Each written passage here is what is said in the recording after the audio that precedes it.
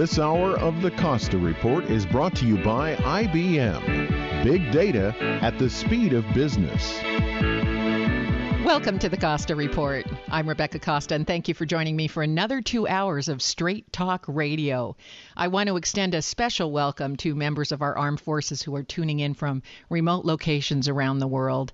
Happy holidays to you and your families, and thank you for being with us again.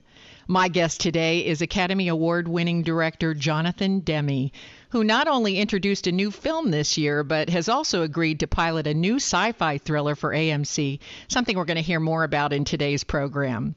Before Mr. Demme joins us, as is my custom each and every week, let me tell you a little bit about his background. Jonathan Demme was born in Baldwin, New York. When he was a teenager, his family moved to Miami. His first aspiration was to become a veterinarian, so he enrolled at the University of Florida as a chemistry major. But it didn't take long for Demme to alter his plans to pursue his first love, his ongoing love of film. Brave, cutting-edge, and deeply haunting films such as The Manchurian Candidate, 7 Days in May, and Dr. Strangelove left an indelible impression on the young Demme.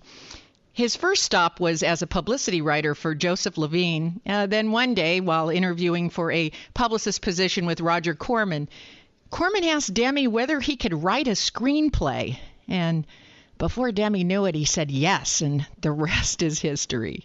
In 1991, Demme won Best Director for Silence of the Lambs, and he followed that up with the film Philadelphia, which earned Tom Hanks a Best Actor award.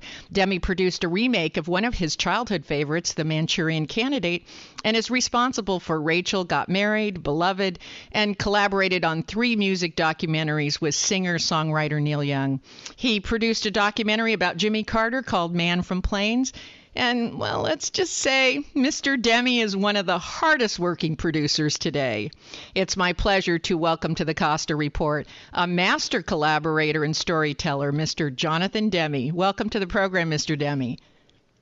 Thank you very, very much. I'm exhausted from that history you just spilled out. Well, it makes us feel old, doesn't it?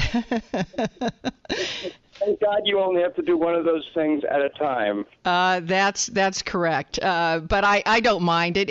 It kind of helps us to familiarize the audience and also myself with your long, successful legacy. Let's start today with the film you and Wallace Shawn debuted at the Rome Film Festival. The title is Fear of Falling, and it's a rendition of Ibsen's story, The Master Builder, if I'm not mistaken. Is that right? Yes, that is right. It's a piece that was directed. It was workshopped in New York for 10 years with Andre Gregory directing, the brilliant genius Andre Gregory directing, with Wallace Shawn in the lead as Solness, the Master Builder. And Wally also did the adaptation, and he did the translation. And as he would be quick to tell you, though he doesn't speak Norwegian, he feels completely free to adapt a foreign language piece by sitting there with someone who does speak the language and having them read the original Norwegian to him, and then he'll decide how he's going to express that in English. And Wally stayed very, very loyal to the Ibsen original piece, with one kind of extraordinary exception. He had Solness dying on his deathbed for the first act of the film, which is not the case in the original play. Solness, the central figure, is alive and kicking from the beginning until the tragic end. But Wally puts him on his deathbed, and there's a moment in the play when a young woman shows up looking for Solness, and they had encountered each other 10 years earlier. And she's there for a variety of reasons. And what Wally Shawn did was to make the arrival of the girl, the young woman Hilda, be the beginning of Solness's death throes. And the rest of the play, staying very loyal, completely loyal to the text of Ibsen, is now this kind of this last-minute fantasy flashing before the life of Solness before he expires. Now, for those people who don't remember Ibsen's tale, let's go back a little bit and talk about what the tale is about. A master builder is aging, and he sees young protégés coming on the heels of his profession. Is that right? Yes, exactly. And it's a play that, some people have said that I had never seen it. I am not an Ibsen scholar. I learned a lot about Ibsen over the course of the last 2 years while working on this play, and it's been an extraordinary experience for me. One of the great learning experiences of my work life. And apparently Ibsen, who was at the top of the game, he was it in Norway. And then Strindberg came along. Yes. And started getting a lot of attention. And this kind of triggered this idea of creating a character, not a playwright, but an architect who is terrified of being swept aside by the new generation. Yes, and I think that that's a normal feeling for someone who has become an expert or an artist, to feel a little bit as though they might be usurped. Somehow their experience may not translate in the right way anymore. Right. That's a thought. I know. I want to say that I'm not like that. Of course, I'm not a master builder, but I sort of have, and I don't know if it's the parent that lurks within us and kind of teaches us to be thrilled and excited by what young people come up with. But I think especially with the dawning of the internet, where you can look at YouTube and see kind of extraordinary little films. Maybe they're only 2 or 3 minutes long or 6 minutes long, but made by people, by kids who are sort of haven't been to film school, don't know anything about writing, but they feel the medium, and they go ahead and they make a piece and they post it on YouTube, and sometimes it can be quite amazing. And I think that that really, for me, that just pushes my fascination and my enthusiasm for seeing work by new people. You have a reputation for mentoring people, for admiring new talent.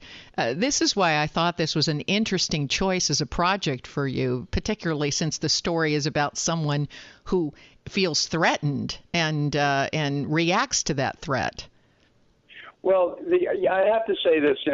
Why not be completely candid on all fronts? This is a very, very personal kind of thing. I've been directing for 40 years or so, and my tastes change in what I want to direct.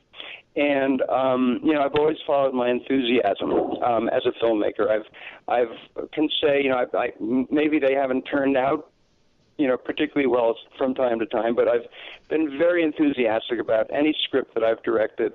I've been very enthusiastic about any documentary that I've chosen to do. And I still have all this enthusiasm. I love to shoot now really more than ever before. But what if my enthusiasms, and you always have to operate on the premise, of course, that you are, that if you are tremendously excited, if I am tremendously enthusiastic about something, so will others be. But what if your enthusiasm takes you a little too far afield and there's a dwindling amount of people who are enthusiastic about the same thing you are? Then what happens? So I think about that sometimes. And I can't say no, especially with a documentary subject.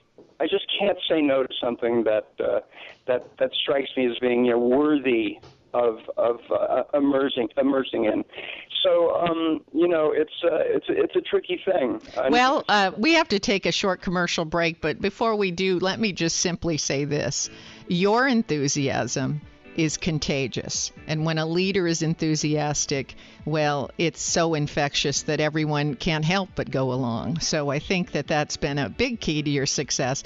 And I don't think I'd spend much time worrying that enthusiasm's going away. Clearly, you're young at heart and you embrace those with new ideas. So that's always a good place to start. We're going to take a short commercial break. When we come back, we're going to find out what Silence of the Lambs has in common with The Beloved. You're listening to the Costa Report. Did you know that every day we create 2.5 quintillion bytes of data, and that 90% of the data in the world today has been created in the last 2 years alone? This data comes from everywhere, and it affects everyone.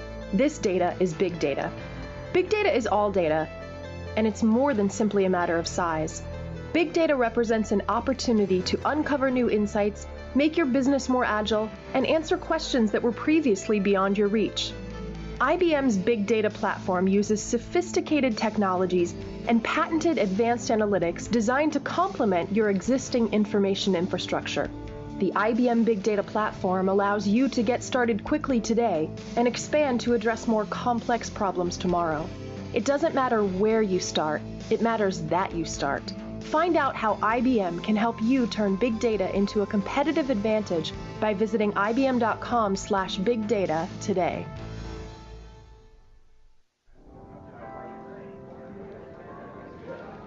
I'm here today with Scott Caraccioli of Caraccioli Sellers. Hi, Scott. How you doing? I'm doing well, Rebecca. Thanks for having me.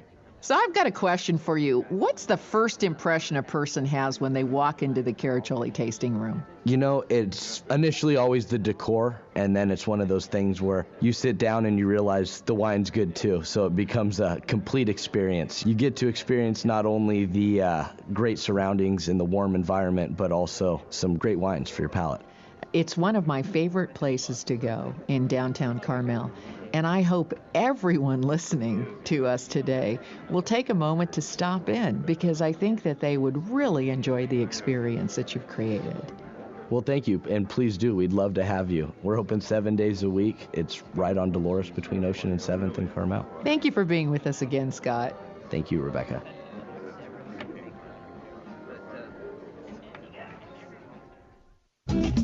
Join us at Severino's Bar and Grill for a Thanksgiving to remember, serving the finest fresh food to make your Thanksgiving complete. This tantalizing buffet starts at 11:30 and goes till 5:30 p.m. It features juicy hand-carved turkey, honey-glazed ham, Angus tri-tip, succulent leg of lamb, award-winning clam chowder, desserts, and much more. This delectable feast is only $32 for adults, $16 for children 10 and under, and children under the age of 4 eat free. So book now. Call 831-688-8987.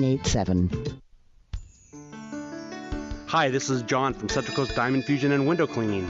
For nearly a decade, we've been keeping glass and other surfaces looking great, easier to clean, and resistant to damage. Central Coast Diamond Fusion coatings protect shower doors from staining, reduces cleaning time, eliminates the need to use harmful cleaning chemicals, and leaves a diamond-like finish. Our coatings also keep bathroom tiles, kitchen granite countertops, sinks, and toilets looking new and easy to clean. Central Coast Diamond Fusion can also restore most water-damaged shower glass and windows at a fraction of the cost of replacing them, which our own technicians have done at Stanford University, the California Academy of Science in San Francisco, and Nike's World Campus. Central Coast Diamond Fusion and Window Cleaning, 831-475-6210, or visit www.diamondfusion.com for more information. Central Coast Diamond Fusion and Window Cleaning, 831-475-6210. No job too small. Free estimates are available.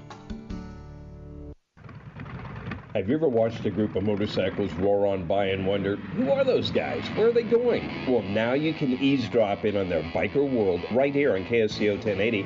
A half hour of biker news, clues, and interviews with me, Biker Bob, and some of the motorcycling world's interesting celebrities. Biker Bob Radio on KSCO 1080. Don't miss Biker Bob Radio every Sunday at 3:30 right here on AM 1080 KSCO. Remember, that's Sunday at 3:30 on KSCO. Welcome back to the Costa Report. I'm Rebecca Costa, and my guest today is Academy Award-winning director Mr. Jonathan Demme. And before the break, we were talking about the importance of the enthusiasm of a leader being authentic, because when it is, then it over time it forges a successful culture and an environment. So now, Mr. Demme, you and I, we share something in common. I was very haunted at an early age by the Manchurian Candidate, particularly those surreal garden club scenes. In fact, the entire idea of the power of the subconscious mind probably had a lot to do with my interest in evolutionary biology. So in preparing for our conversation today, I couldn't help but notice that the interplay between our highly evolved, logical, and civilized side and the remnants of prehistoric wiring that's responsible for territoriality, competition, aggression.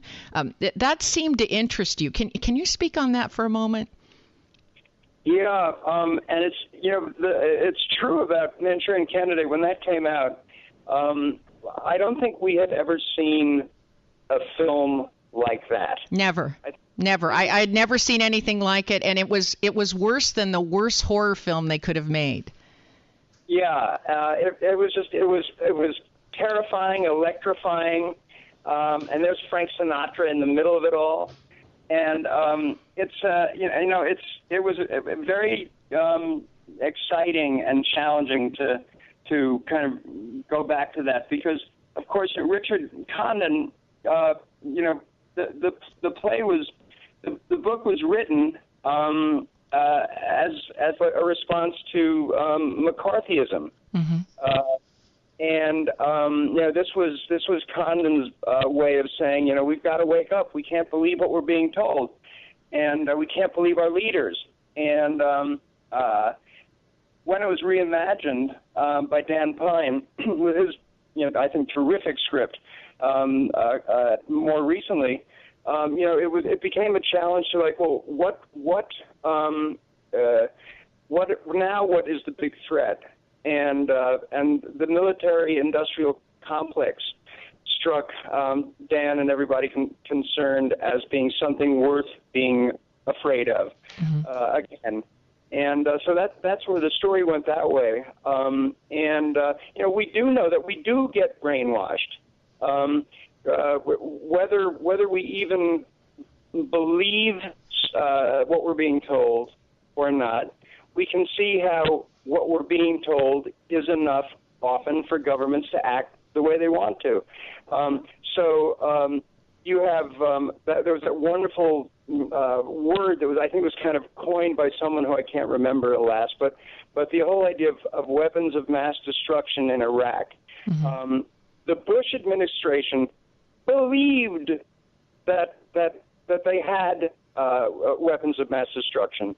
They believed it so fiercely that it became virtually true. It was virtuality, I think, was the word that was coined. If you believe something hard enough, it might as well be real. It is real. The effect of it is real. So, it's kind of an amazing thing. So we know about brainwashing, and we know we're brainwashed. But I argue that's just a consequence of complexity. I mean, even the chairman of Google, Eric Schmidt, says we're generating as much information every 48 hours as we have since the dawn of humankind, a year 2003. In that environment, how can you possibly, if we're creating as much knowledge as the dawn of humankind to 2003 every 2 days, how can you really get to facts? Isn't everything eventually subject to just a belief? Well, but Rebecca, you said we're generating all this knowledge. We're generating, data, information, which may or may not be true. And even when you think of Google, I think one of the most shocking things of the past 10 years, and it's never landed in the way that I thought it should have here in America, was the way that Google was fine with having Google in China erase all references to Tiananmen Square and sanitize Chinese history. So is that knowledge? When that kind of stuff is generated, is that really knowledge? Well, it's a good point. You're saying that if we permit censorship, then what are we doing to the combined collective knowledge that we have? Yeah. What's great is for sure there's information available from more diverse sources today. But how do we know if it's knowledge or not? How do we know? How do we test the veracity of it? Well, if we can't test the veracity of it, and I would argue that on a sheer volume basis, our brains are not equipped to test veracity any longer. And in an absence of being able to test that, you're kind of subject, whether you're a leader of a nation or you're just a person on Main Street, you're kind of subject to making your decisions off of unproven beliefs, aren't you? Yes. Yes, indeed. Yes. And it creates a predatory environment. How can you avoid it? do you have to rely more and more and more on quote-unquote instinct and gut reactions and things? My gut tells me that this information is real. Mm-hmm. Mm-hmm.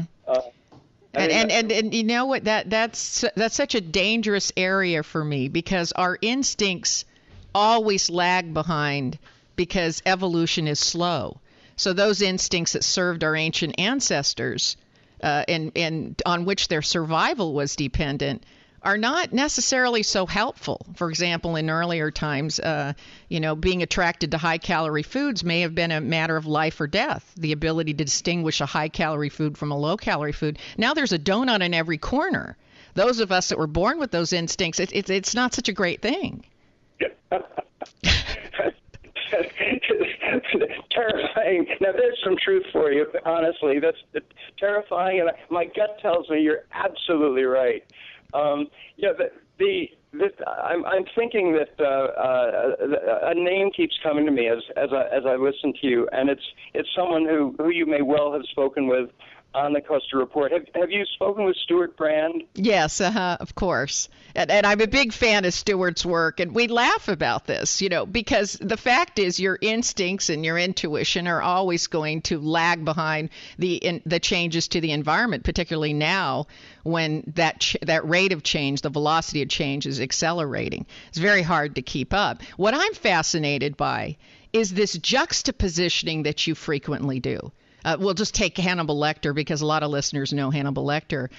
You had the worst of us, cannibalism and savagery, juxtaposed against a man with exquisite artistic taste and literary taste, knowledgeable, very sophisticated. I loved that contrast, because I think that lives within each of us.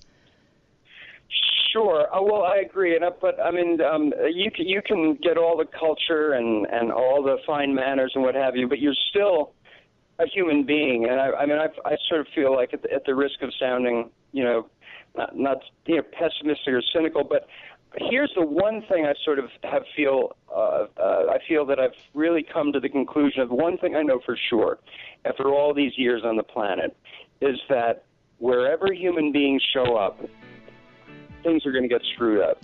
Okay, well, we have to take another commercial break, because I don't want to screw up. So we're going to take another commercial break. We'll be right back with Jonathan Demme. You're listening to the Costa Report.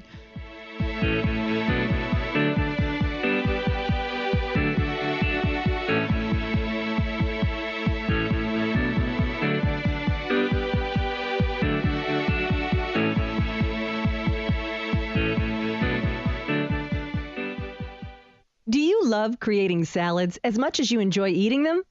Hi, I'm Amy Tobin, cookbook author and culinary expert. Dole inspires fresh and wholesome dishes for any meal with their wide selection of salad blends and all-natural salad kits. From the mild and tender texture of sweet butter lettuce to the crunch of classic romaine sprinkled with colorful shredded carrots and red cabbage, Dole has over 30 salad blends to satisfy every palate. If you're looking for the ultimate in convenience, try Dole's unique salad kit combinations that include farm-fresh lettuces and vegetables, mouth-watering all-natural toppings, and specially made dressings. It's all you need to make a distinctively delicious salad. The possibilities are endless. Visit www.dolesalads.com for recipes and other ideas to feed your culinary imagination.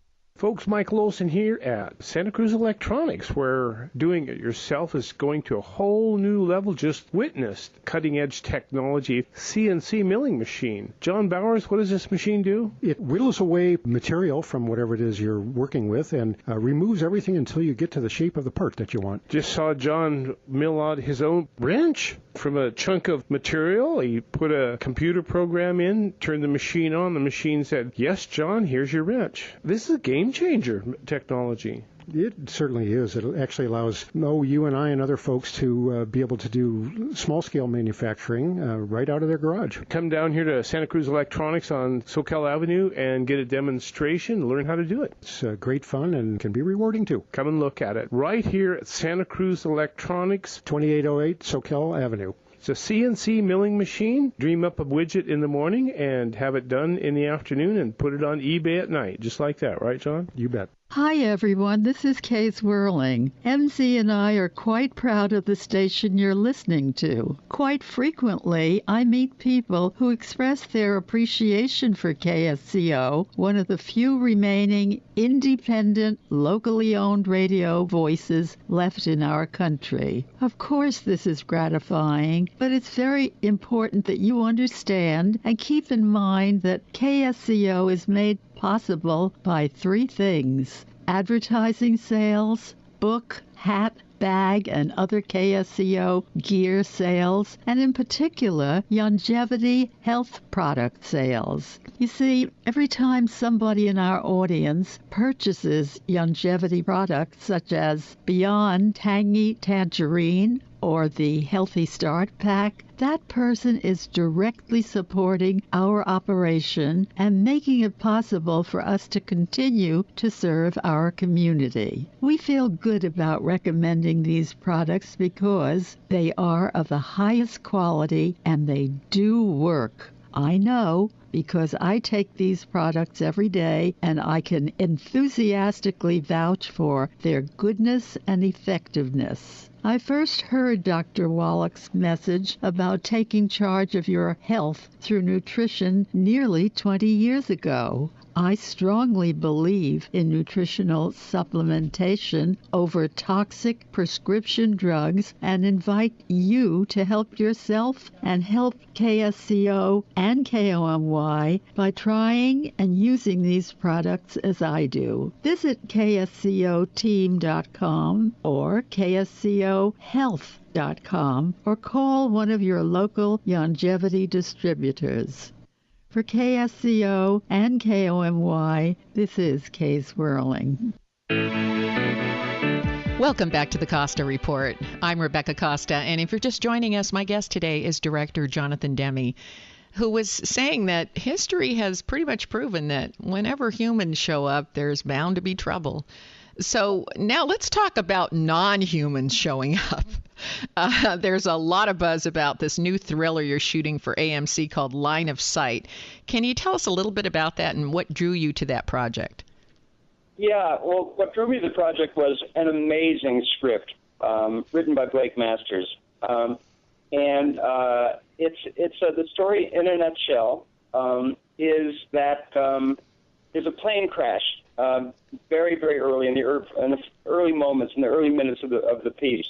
And 3 men on board survive, and they survive virtually untouched. They're as they're told again and again, they're fine. Whereas 2 of the other men were hideously microwaved, as it's put, even though the plane didn't burn. And the 6th man, they were all going on a hunting trip, is simply missing. And now this story kind of takes us into what happens in the lives of these 3 survivors when they try to re-enter their old lives. And we can see immediately that they've been affected in certain subtle ways that become more and more pronounced as the story unfolds. One kind of becomes a basket case. Another one starts having brilliant ideas and behaving in a completely, he was a kind of a shy, low-key guy, and now he doesn't have delusions of grandeur. He has actualities of grandeur. And the central figure, Lewis, is, of course, terrified that he is responsible for the death of the missing man. And it's set in Atlanta, Georgia, that great underexplored American city. And it's a riveting piece. I describe it as a character-driven. It's not sci-fi. What happened to that plane? Why have there been many other plane crashes on exactly the date of this crash, on 10/22, and one other day, March 16th? Why is that? And who are these people that kind of show up briefly from time to time and address our protagonists with what may or may not be some kind of code by saying, "Can you see?" And it's just great stuff. I love suspense. I love rich characters. We've got a fantastic cast, and I've got very, very high hopes for this piece. Now, the big twist, of course, is the protagonist is an investigator, as I understand it, for the National Transportation Safety Board. And so he begins an investigation. Is that right? It's true. A crash investigator now survives a crash and is kind of confronted with this impossible crash. One of the incredibly exciting things about working in long-form television today, especially at places like AMC that kind of pioneered putting on display just how many riches can be mined when you tell an ongoing, in-deep story via Breaking Bad and Mad Men. It's great because it's sort of like, I was trained growing up that you cram your story. Cram sounds negative. You fit your story into the 2-hour format, even better, 90-minute format. Maybe sometimes you get to go a little longer than that, but you compress the story, and there's this tremendous sort of intensification. Now along comes television and Breaking Bad and The Sopranos and hopefully Line of Sight, and now you can stretch out, and your story can take not 2 hours.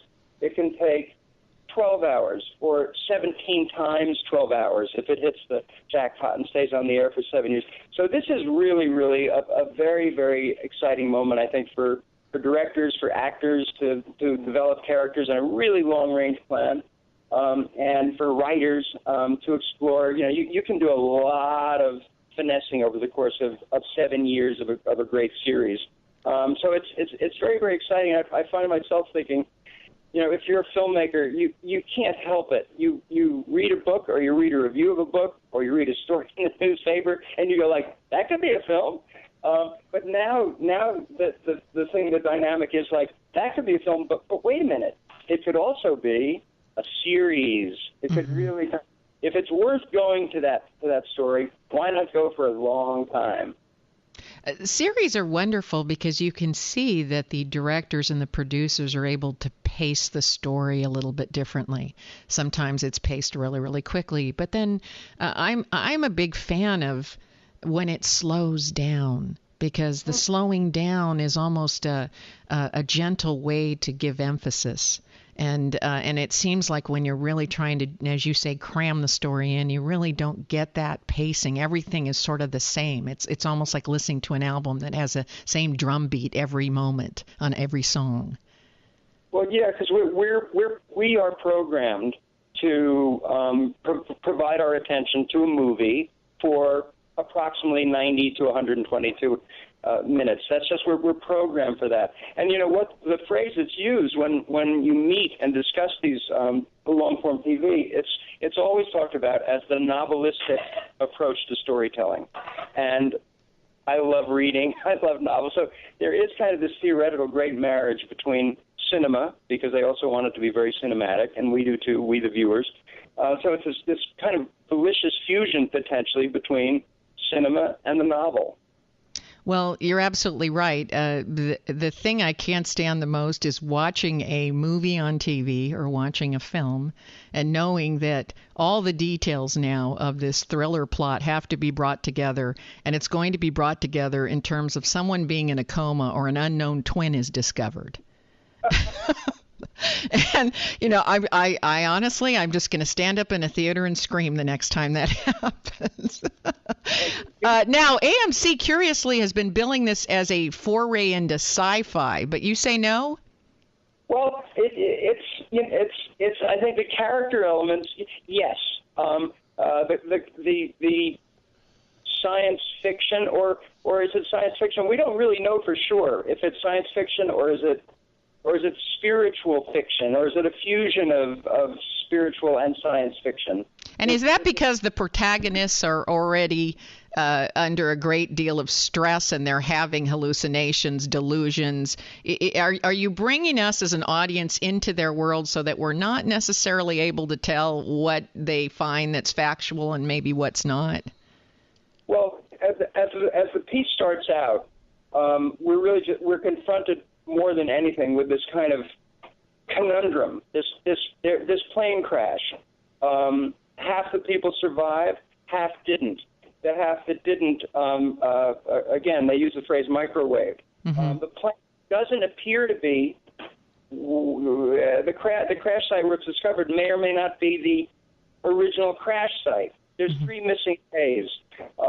So there's a lot of there's a really intense detective work, investigative detective work has to be waged in this. And I love the fact that our character, Louis Burnt, that is played by the wonderful, wonderful David Morrissey, he's in this situation where, as you said, he himself is a crash investigator, and he's off the case on this crash because he was involved in it. And the crash itself may hold the answers to not just what caused the death of his friends, the disappearance of his friend who I forgot to mention, and this isn't a giveaway. It's something we learned in the early moments. At the very top of the show, we discovered that Lewis's wife Dot is having an affair with a pilot who happens to be the pilot of the plane that crashes, and he's the one that's missing. Did kill him. But the science fiction will definitely, if that comes into play, like this is an impossible plane crash. That's right. And so there has to be an explanation that might be supernatural in some way. Yes. Which when you say supernatural, of course, that moves away from science fiction. It's phenomenalistic fiction, I think, is kind of like if there's such a category. I think there should be. Now, we have to take our last break, but stay right where you are. We'll be right back with Jonathan Demme. You're listening to the Costa Report.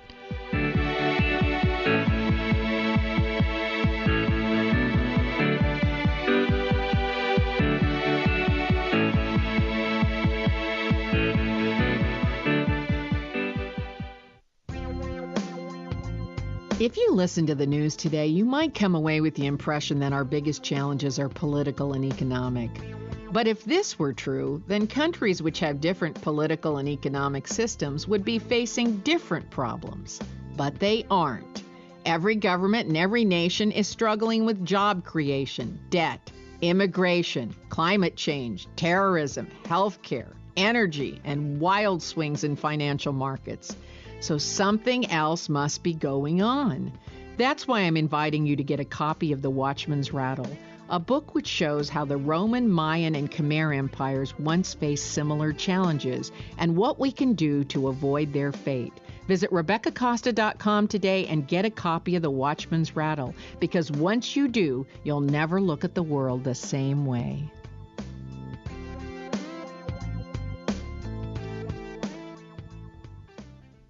"50 years ago, Dr. Martin Luther King delivered his famous I Have a Dream speech.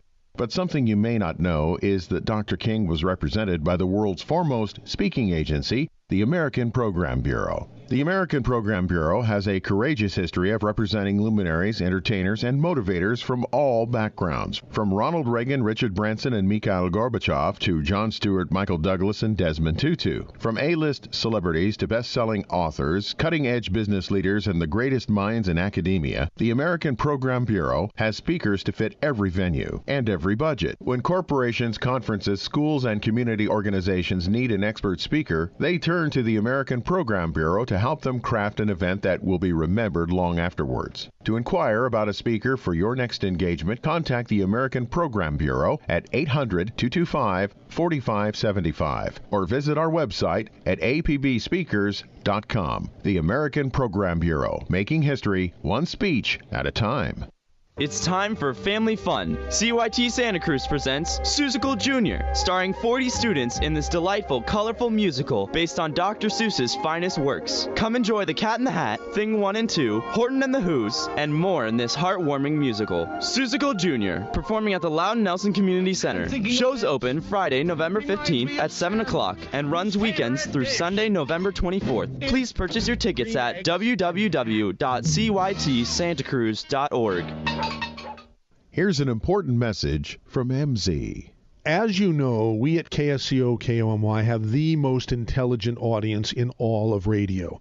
by design, because we do not allow stupid people to listen to either station. It is our goal to not only have the most intelligent audience in radio, but the healthiest audience as well.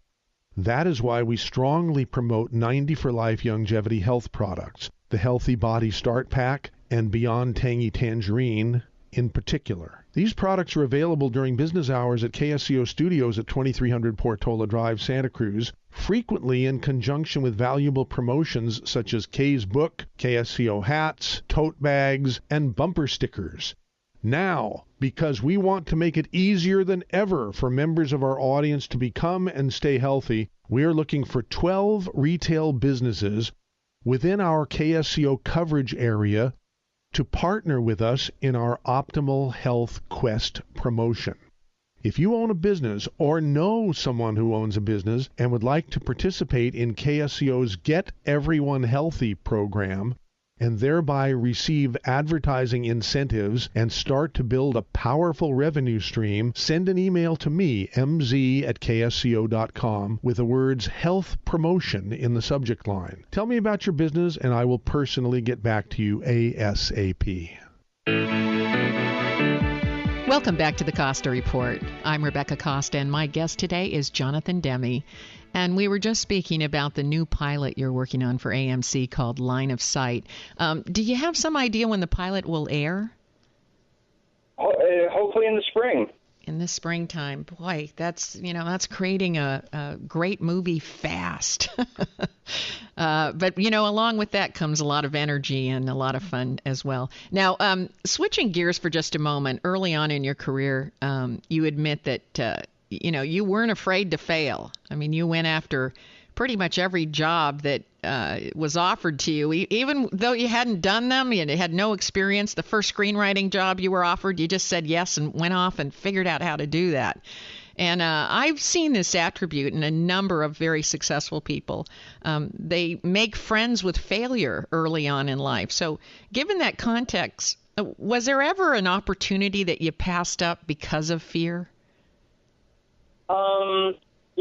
I'm subject to fear of problems with individuals already involved in a project, leading to something disastrous happening. Well, give us an example. That's pretty vague. What do you mean? Like someone has already started a film and asked you to take it over, you mean? No.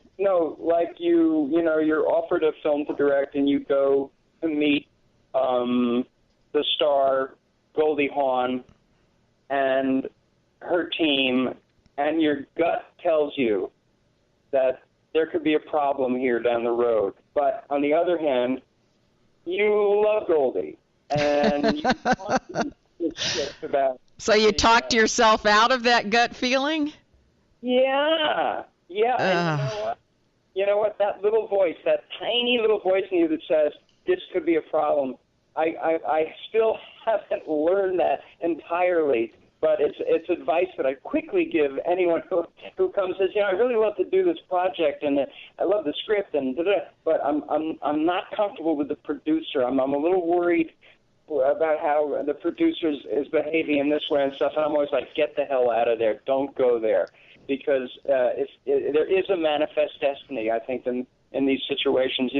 It really requires a tremendous effort to get along, and you need to have the seeds of getting alongness, in place before you can even make that effort to get along. You're all under such tremendous collective pressure when you're making a movie or doing a TV show. Your dependence on each other is just enormous, and if something tells you that that's not a team player over there, they're not going to be, in my experience, and don't go there. And it's also, a thing where another truism that I sort of feel like I've discovered after 4 decades working in the motion picture business is, and I tell this to people too, is that, when something that tempts you tremendously is something you choose to pass on, because of fear of bad relationships, or if you don't get the opportunity after all, it really does pave the way for something even more exciting to come along, a better fit. And that's happened in my life time and time again. I've had my disappointments, and the next thing I knew, I was in something so exciting that I found myself thinking, thank God I didn't do that one. Well, it's very true. In the physical world, there are no natural vacuums. I mean, a minute the vacuum occurs, something gets sucked into it. So from that respect, you're absolutely right. When something doesn't occur or something leaves you, it leaves space. And as far as that little intuitive warning or voice that you get, which so often, I mean, all of us listening have talked ourselves out of it. We've met somebody and said, I think they're dishonest.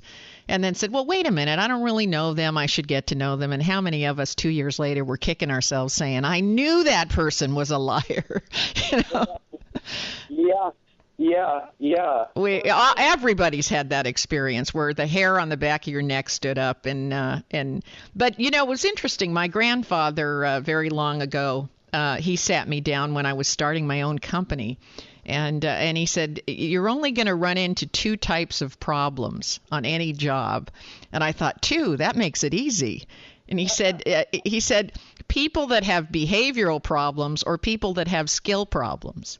And he said, don't hire the ones with the behavioral problems because their mom left them in diapers too long. You're not going to be able to fix that. That's so terrific. I thought it was wonderful. And I thought, well, that makes my job very easy. I just have to find people who need additional skill and mentor them and give them the support they need. And I'll tell you, there was something so wise about such a simple concept. And I've never forgotten it. Now, before we let you go, where can listeners go to get information about fear of falling and also line of sight? Do you have a website? I'm sure there's a website up now on Line of Sight. Fear of Falling is a project that has been in the works. We waited 8 months for the editor that we wanted to do it. It's a self-financed labor of love. We weren't in a hurry. We wanted to do it right. Suddenly we were invited to the Rome International Film Festival where, by the way, we had an extraordinary positive reception. And I'm not sure that we've gotten around to getting our website going. So when will the film be available here in the United States? Because I'm kind of jealous that people in Rome got to see it. Thank you for that emotion. It will be showing up sometime in 2014 and probably not in the first half. We've only just started because we've only just finished it. We suddenly raced to finish it up so it could go to Rome. So we've only just literally this week started showing it to distributors and stuff. So, well, I will say that you certainly created a lot of buzz, and we're looking forward to seeing it here in the United States. That is all the time that we've got today. But before we say goodbye, I want to congratulate you on your new series and your new film. Thank you, Mr. Demme. Great talking to you, Rebecca. Thanks a million. Mm-hmm. Come back soon. If your station is leaving us after this hour and you have a question or a comment you'd like to make about today's program, you can email me at RebeccaCosta.com or send me a note on Facebook, Twitter, LinkedIn, and let me know what you thought about our conversation with Jonathan Demme today. In fact, let's do one better than that. Let's put a question out there so we can take a little poll. Of all the guests that we've had on the program this year, and we've had a lot of great guests, who's been your favorite? If you don't remember them all, you can go to our webpage at RebeccaCosta.com and browse through them for the past year. And when you do, I think you're going to see that we've had an all-star lineup in 2013. It's not going to be that easy to pick a favorite. But if you have one, let us know on Facebook or Twitter, and we'll try and bring that guest back again next year. I also want to take a moment to thank listeners who have put the Watchman's Rattle on their Christmas list and who have been ordering autographed copies from our website. My follow-on book is going to be out this spring, so if you haven't read the Watchman's Rattle, go get it now. It makes a great holiday read. This is the only book that spells out the 3 earliest signs to watch for prior to collapse. And I want you to know what they are. So you have something to do something. I mean, if you know what they are, then you can go do something about that. So go to RebeccaCosta.com right now and put your book order in. Do it while we still have the free holiday shopping, and you can get a custom inscription at no extra cost. I'll be taking next week off to spend time with my family, so the station in your area will be rebroadcasting our recent interview with antivirus software pioneer John McAfee. He had a lot to say about how our right to privacy is being attacked, so I hope you'll tune in and hear what he has up his sleeve as a possible solution. And the following week, we'll be back with former Governor of California and United States Senator Pete Wilson, who's going to weigh in on the current healthcare debacle and what we can do to avoid another government shutdown early next year. As many of you listening know, we did get a reprieve on that deadly fiscal cliff, but we're going to be right back to arguing about it at the end of January, maybe not even that long of a period of time. We didn't kick the can too far down the road. In fact, the amount of road to kick the can down is getting shorter and shorter, and it's safe to say we're headed toward a cul-de-sac where there is no more road. So Pete Wilson will be with us, who, as you know, is a fiscal conservative. He'll be here to weigh in on that and to help us try to understand what can be done to get us on the track to financial health. It's going to be interesting to hear from someone who is now looking at government from the outside in. And as many of you that have been emailing me have said, you want more of those opinions on the air as opposed to only from the inside of government. And so our producers have made a point of reaching out and getting some former governors, some former senators to look back and perhaps give us some good advice and put us back on a good course to financial health. Now stay tuned for the second hour of Straight Talk Radio following these important messages. You're listening to the Costa Report.